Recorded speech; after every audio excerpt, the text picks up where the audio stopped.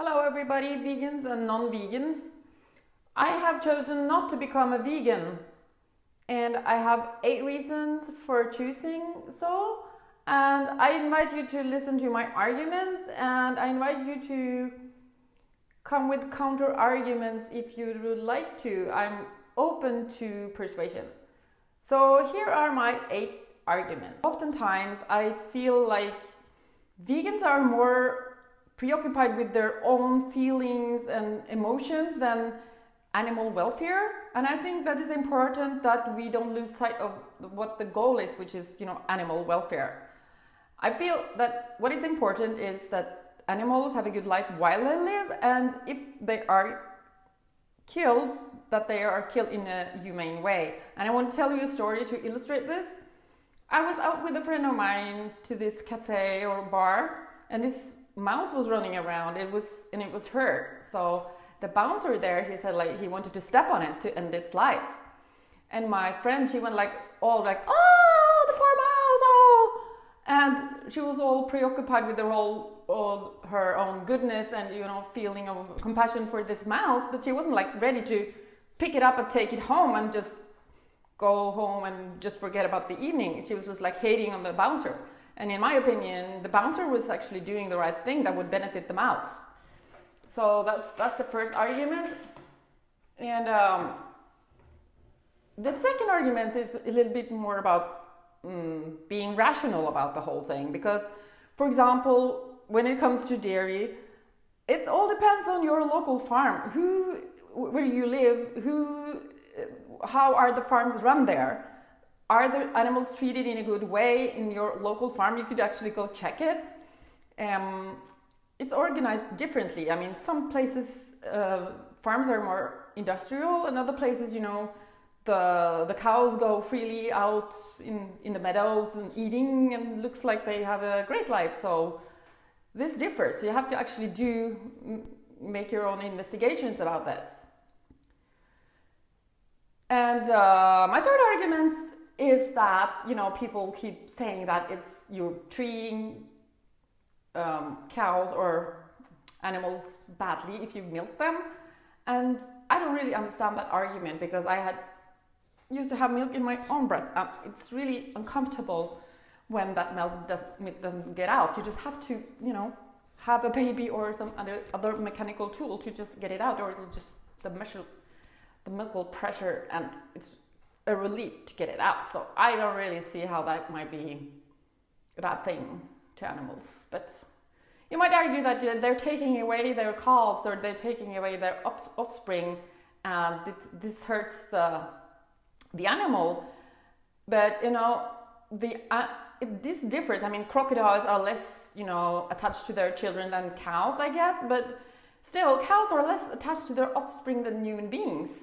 So this also differs. So you have to have this in mind too. And how do they deal with these questions at your local farm?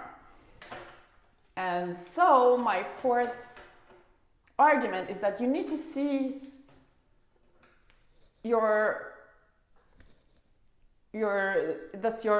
cause in a bigger perspective, because there are children and families that starve in third world countries. And what if you have a situation where this family could survive by killing a cow or milking the cow? Then you have to ask yourself the question if this cow is worth as much as the baby in this family. And in my opinion, I would actually milk the cow or kill the cow to save this baby. So there are bigger and smaller problems in this world, and sometimes you have to consider that animal welfare is lesser of a problem than other types of problems. Well, I'm not saying I'm not sympathizing with the non-vegan cause, because I am.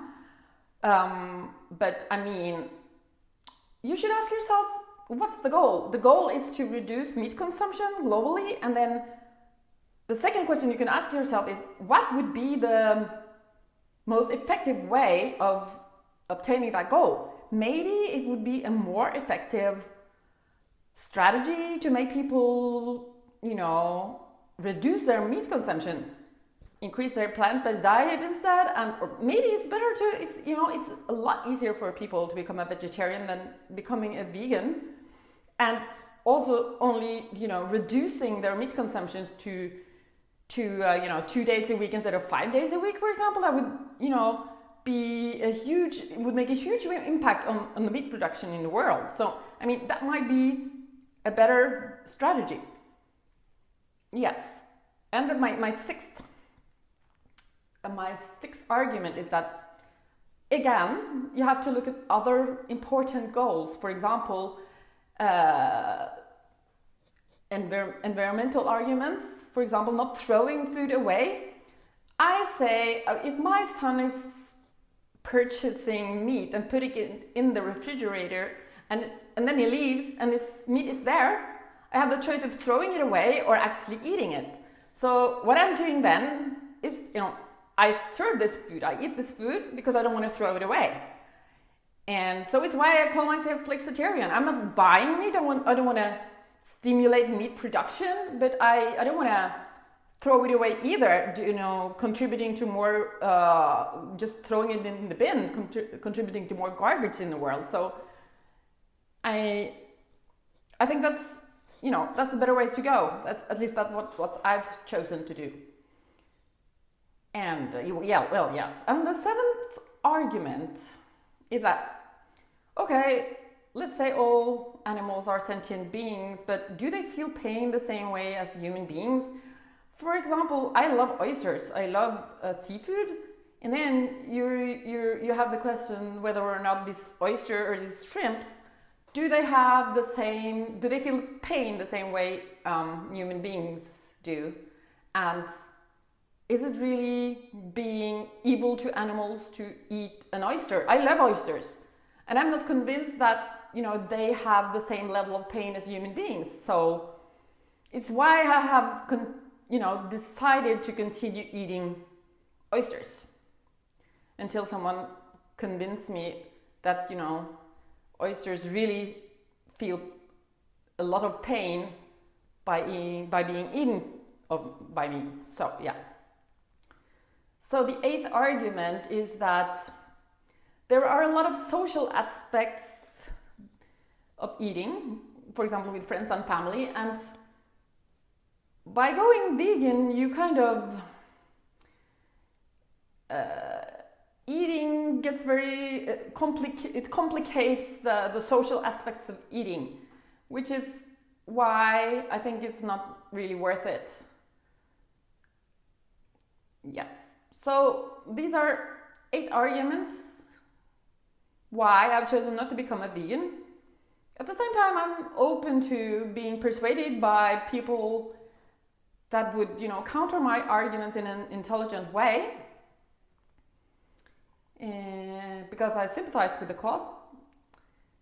And this is all I have to say in this video. So I just send out love and peace out to all you people, vegan as well as non-vegans. Thank you and bye.